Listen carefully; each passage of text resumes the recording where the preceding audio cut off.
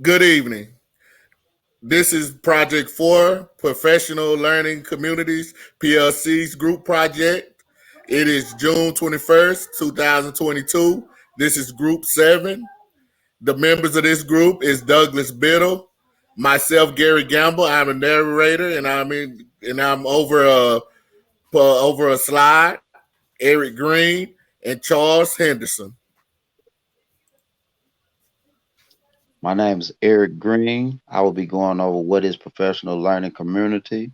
A PLC is a team of educators who share ideas to enhance their teaching practice and create a learning environment where all students can reach their fullest potential. Most PLCs operate within a school building or across a district. They can be organized by grade level, content area, or an entire teaching staff. PLCs reap huge benefits for both students and teachers. Four ways PLCs enhance teaching and learning. PLCs allow educators opportunities to directly improve teaching and learning. PLCs build stronger relationships between team members. PLCs help teachers stay on top of new research and emerging technology tools for the classroom. PLCs help teachers reflect on ideas. Thank you. Hello, I'm Doug Biddle. I was in charge of making two of the slides, one of which is the purpose of a PLC. Professional learning communities serve two broad purposes: improving the skills and knowledge of educators through collaborative study, expertise exchange, and professional dialogue, also improving the educational aspirations, achievement, and attainment of the students through stronger leadership and teaching. Professional learning communities often function as a form of action research. In other words, it serves as a way to continually question, reevaluate, refine, and improve teaching strategies and knowledge. Four critical questions. Richter 4 popularized four critical questions a PLC uses to impact student learning. What is it we expect students to learn? How will we know when they have learned it? How will we respond when they don't learn it? And how will we respond when they already know it? Thank you. All right. Again, my name is Gary Gamble, and this is another one of my slides. How are professional learning communities and PLC the definition of it?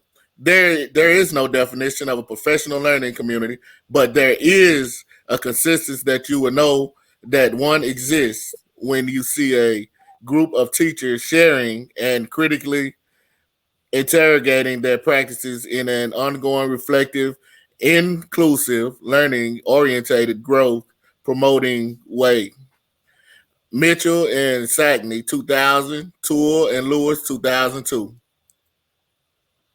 I'm Charles Henderson, and I did the Kahoot quiz, and you'll see that on the video here in a second. But we tried to take the quiz over and over again. For some reason, it wouldn't work. Everybody got the link, but when everybody was in the quiz, we could not get it to work. So I don't know if there's something wrong with the site, but you'll see that we did the quiz, though.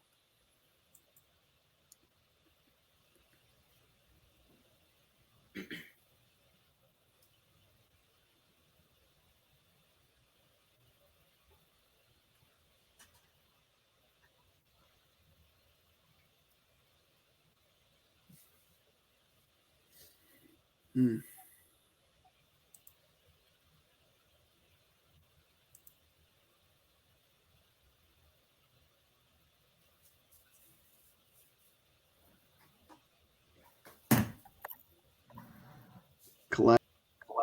Collaborative culture, and this is, of course, true. It takes all of them working together.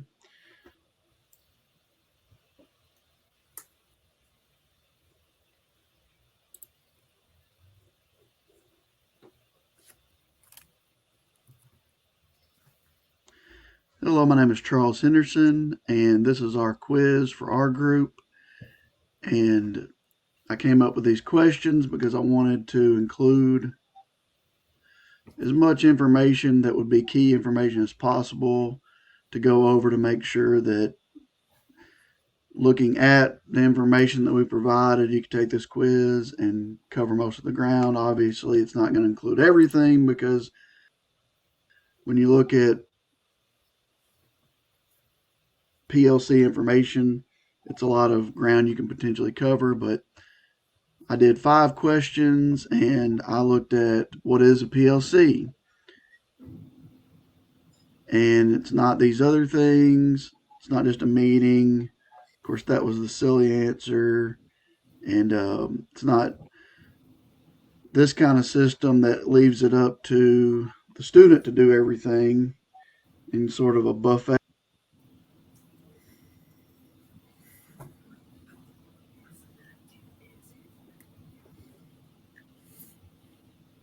style thing where you just provide the learning and it's the student's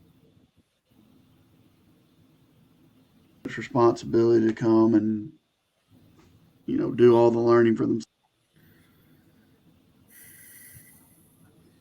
and you just do the teaching side. But it's a commitment to ensure high level of learning for every student, and that's a commitment that has to be made by the entire school district, school. Everyone has to be all in on this. In a PLC, who's responsible for learning? In the past, the idea of school was it was up to the student or the student's parents. And of course, strong students did well in this system.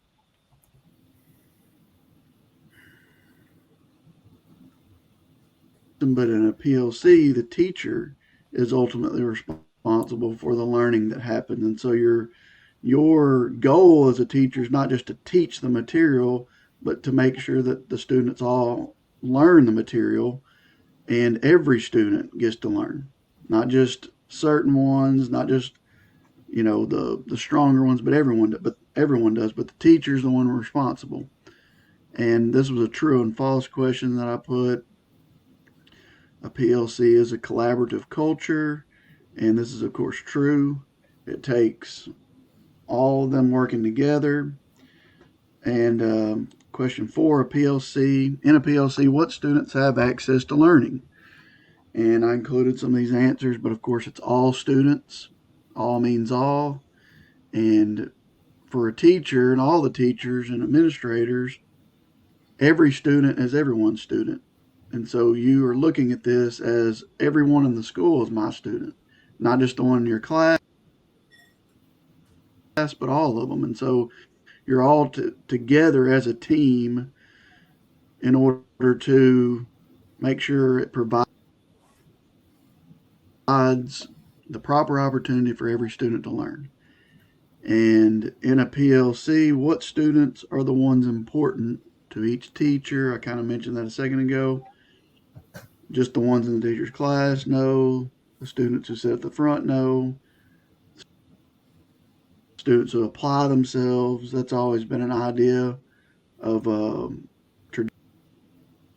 traditional learning is, why didn't this student learn? Well, they didn't apply themselves.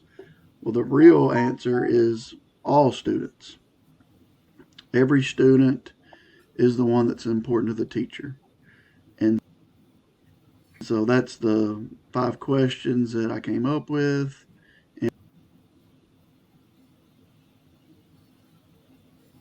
And we'll have. And well, I really do thank Charles for breaking that down. But this is our project 4 from Group 7. Thank you. And y'all have a blessed day.